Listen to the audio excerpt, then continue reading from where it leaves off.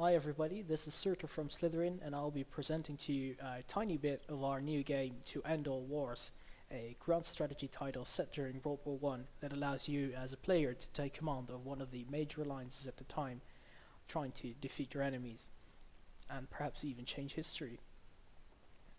Um, Today we're going to look at a couple of turns of a smaller scenario that comes with the game, since the game is just really too big to cover it in such a video. But it's just to give you a general idea of the gameplay mechanics when it comes to marching and fighting, as well as the interface and the tactics and strategies that can be used. So we're going to jump right into a scenario I prepared with the East Prussia 1914 campaign. But before we do that, let me just take you around the big map that you will play on. In one of the ground campaigns, the whole map will be available to you to march your armies, set up defenses, break through enemy lines, use airplanes, use submarines, naval action, and it's not just Europe, it also includes parts of the Middle East as well for the Middle Eastern campaign, and even off-map regions to allow you to simulate the battles in Africa and East Asia. So in the ground campaign you will be able to play the entire war from 1914 onwards, and even with alternate starting positions to give you different what-if scenarios and how would different war plans have affected the course of the war. Right now, however, we're going to jump into the East Prussia campaign, which takes place in late August 1914. We're playing as the Central Powers here, and the Russians are invading East Prussia, trying to take the fortress city of Königsberg. And it's up to us to defeat two Russian armies and see if we can save the city and perhaps even initiate a counterattack. Let me turn on the military control overlay to quickly give you a glance of how the current balance of power is. And we can see that we have two Russian armies attacking. The first Russian army is moving in here, in green, which is the first Russian army commanded by Paul von Rennenkampf, and he's already making flee two of my troops back to Königsberg, fearing his presence there. The other Russian army is coming in from the south, in the region called Allenstein, and it is led by Alexander Samsonov, which is the Russian Second Army. We have only one major army at our disposal here at Königsberg, and it is led by the famous General Paul von Hindenburg, and we're going to merge his 8th Army stack with several Army Corps stacks to create a powerful army that allows us to engage the Russian armies one at a time and kick them out of Eastern Prussia. So as you can see, in this region there we have different stacks available to us, garrison stacks, reserve stacks, and army corpses, and we're going to take the 8th Army, which is Hindenburg's army, and we're going to drag and drop it over the 20th Army Corps and merge it together, over the 17th Army Corps and merge them together, and over the 1st Army Corps. And everything here is drag and drop, so it's fairly intuitive, fairly easy to organize. So now we have a big army, but as you can see at the bottom right, we have something in red here, which is a command penalty, which means that currently this force is too big for the current command level and suffers a loss in combat and movement efficiency.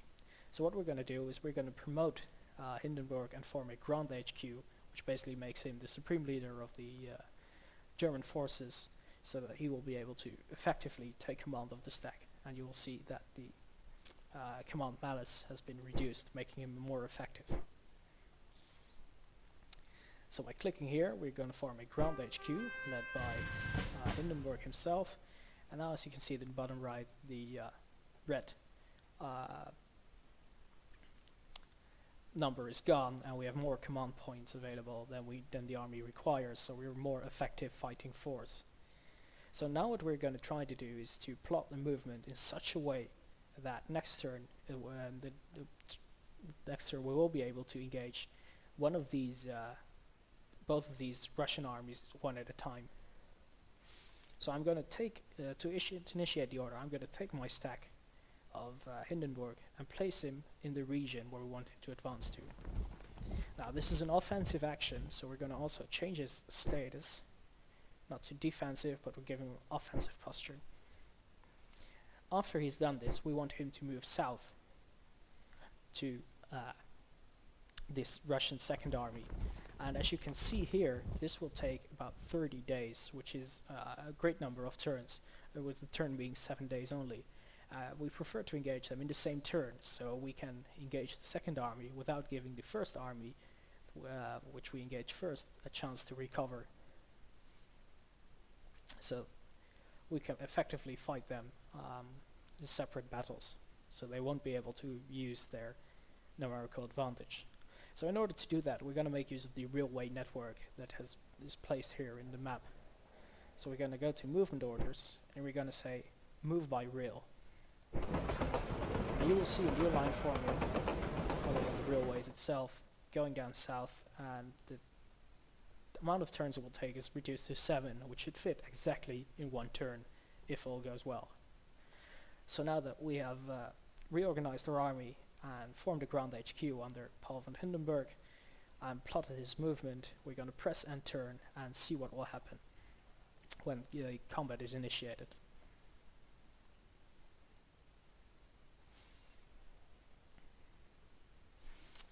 So while loading master file, the engine calculates the supplies, the weather effects, the movement orders, etc.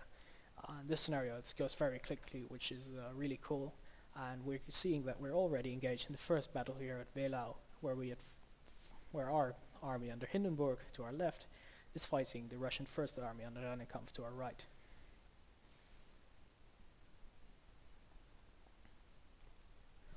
Well, we're going to go for a balanced deployment here just to play it safe. We don't want to lose too many men before we engage the Second Army, so we're going to go for a cautious battle.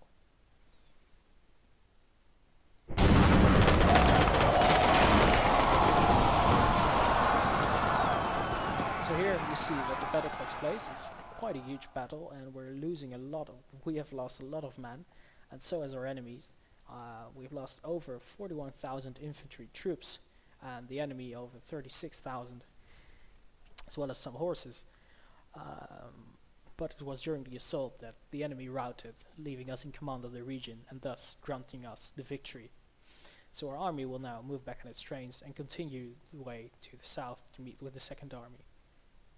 As you can see, we have a lot of details here, a lot of icons and tooltips, etc.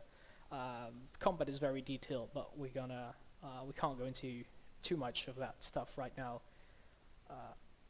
For those of you who want to get into it, there's really a lot to find and a lot of effects to take into account when effectively planning your movements and combat.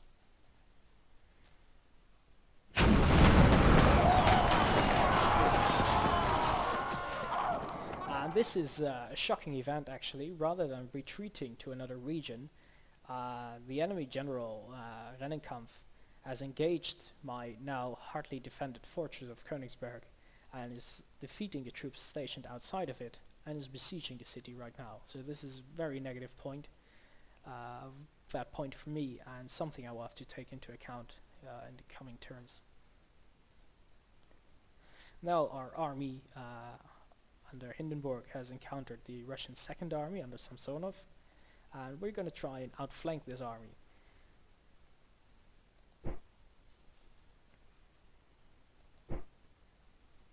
So we're going to use our reserves to reinforce the flanks and try and force them into a rout. Let's see what happens. And nothing is going as planned today, as my army has failed to effectively defeat the Russian force. Samsonov held his ground and pushed me back, both of us suffering about the same losses, about 14,000 men, close to 15,000. And we're pushed back.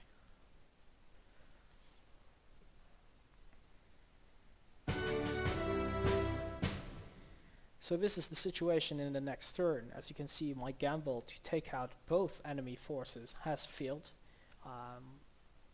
It was somewhat over-ambitious, trying to follow the historical path of Hindenburg by taking them out individually, and I really have to rethink my moves for the coming turns, and how I will defeat these two armies now. So my army here on Hindenburg is on the run, trying to retreat to Tannenberg itself, leaving the Russian Second Army free to do what it wants, and the Russian First Army still besieging Königsberg. So altogether it's not a good turn for me, but I hope it has shown you at least how not to play, and also a taste of the different tactics and strategies you can use in this game to try and outsmart your opponent. So thank you very much for watching, and see you next time.